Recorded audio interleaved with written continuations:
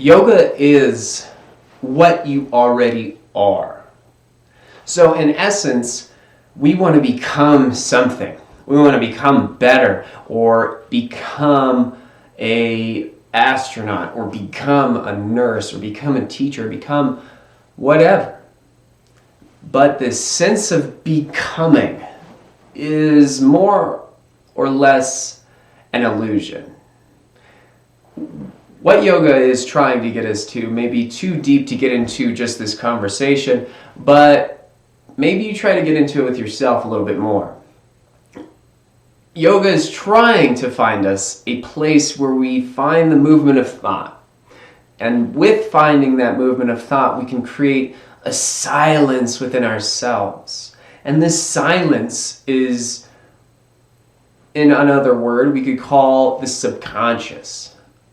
The subconscious of us, the subconscious self, is an underlying infinite, seems infinite, or at least a scale of infinity, a realm that we all exist in at one moment or another. Or maybe, to further this point, or to really ground this point, maybe we're always in it.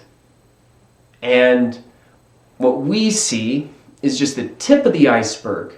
So we're just seeing a conscious level way up here, where the unconscious level is this massive undertaking, a depth that you must, well, maybe not must, but strive towards without desiring it becoming. This is a hard conversation, so we can make it easier by attempting the idea that when you're sitting in the moment, like right where you are right now, listening to these words, that presence is closer to what we're trying to find in yoga. When we think about the last moment, or those last words that were just said, or anything that's going on up in the head, we may be imagining a past presentation of a moment, but that takes us this far away from the present moment.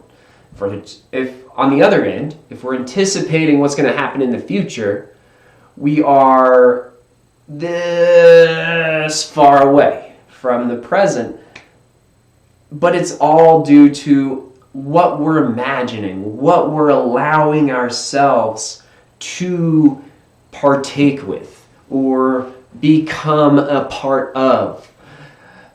When thinking, we can be taken to this illusion that we will become something we're thinking about. But in reality, the idea that you could think of it in the first place means you already were it at some level. The yoga, or the union of all beings, is where this layer exists.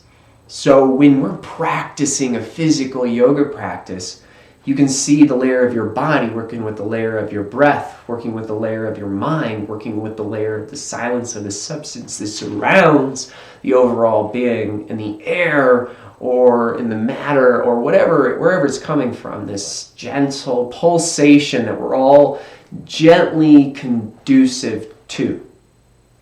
Great in plain sight viewpoints of this pulsation is just the breath expanding and contracting. Maybe you feel that in your body. You can watch it in all these simple ways, but the truth here is that all of them are already a part of each other.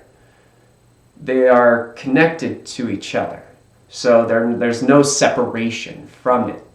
So there's no becoming something. There's no, I'm going to leave this behind to become that. That would mean it's separate in this sense. So in yoga, when you separate your body and your breath and your mind, you start to recognize the interference pattern that they're all stemming from the same point of original observation. That then observer becomes which it has observed. Therefore, going back to the point, when you're practicing, you're thinking about the pose or you're not. You're not escaping it. You're confronting it the very moment you're in it, with the very breath you're given, with the very balance and the very eyesight and the very mind and the very focus of that singularity. And that is where we all come from. From the past, from the future, we're all still present.